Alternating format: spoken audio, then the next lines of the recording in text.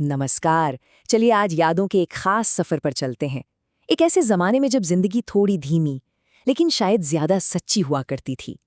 आज हम बात करेंगे उसी अनफिल्टर्ड पीढ़ी की जिसने दुनिया को अपनी आंखों के सामने बदलते देखा। तो तैयार हो जाइए, ये सफर शुरू करते हैं। अगर किसी का जन्म इसी दौर में हुआ है तो ये सफर खास तौर पर उनके लिए है। ये उन लोगों की यादों का एक जश्न है जो आज 45 या 50 की उम्र पार कर चुके हैं और एक ऐसे समय में पले बढ़े हैं जो आज से बहुत अलग पर बहुत ही खूबसूरत था। ये सिर्फ पुरानी बातें याद करना नहीं है, बल्कि उस पीढ़ी के जज्बे को, उनके उस अनूठे अनुभव को एक सलाम है, जिन्होंने दो बिल्कुल अलग अलग दुनियाओं के बीच एक पुल की तरह काम किया। तो क्या थी इस अनफिल्टर्ड पीढ़ी की असली पहचान? आखिर वो कौन सी बात थी जो उन्हें आज भी इतना इतना खास बनाती है? चलिए जानते हैं। यही इस पीढ़ी की सबसे बड़ी खूबी है।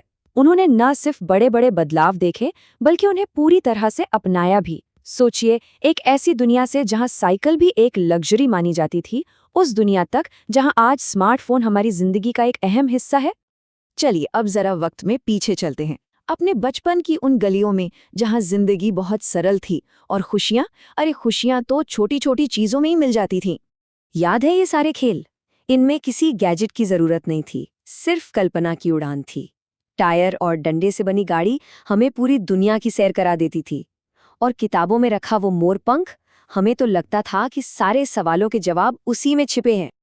और सच कहूं तो ये खेल मामूली थे भी कहाँ। उन छोटी छोटी शरारतों और उस बेफिक्री में जो मजा था ना, वो आज भी होठों पर एक मुस्कान छोड़ जाता है।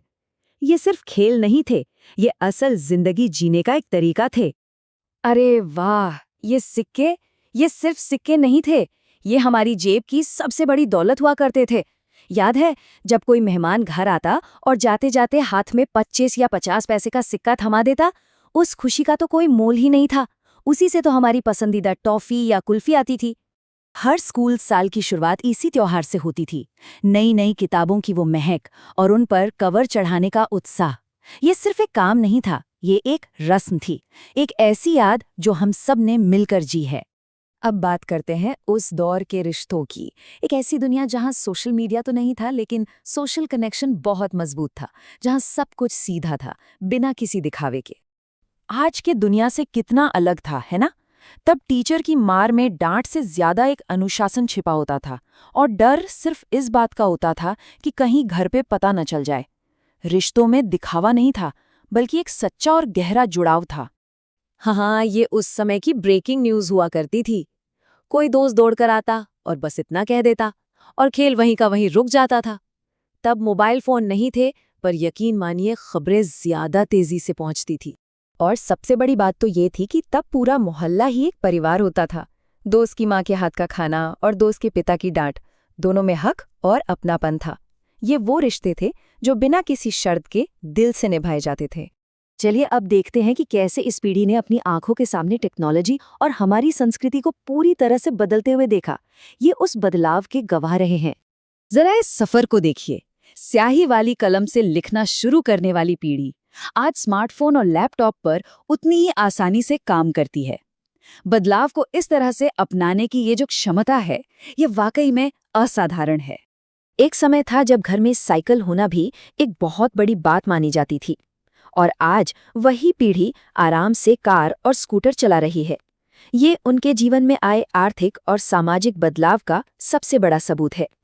और मनोरंजन की दुनिया, अरे वो भी तो कितनी रंगीन थी।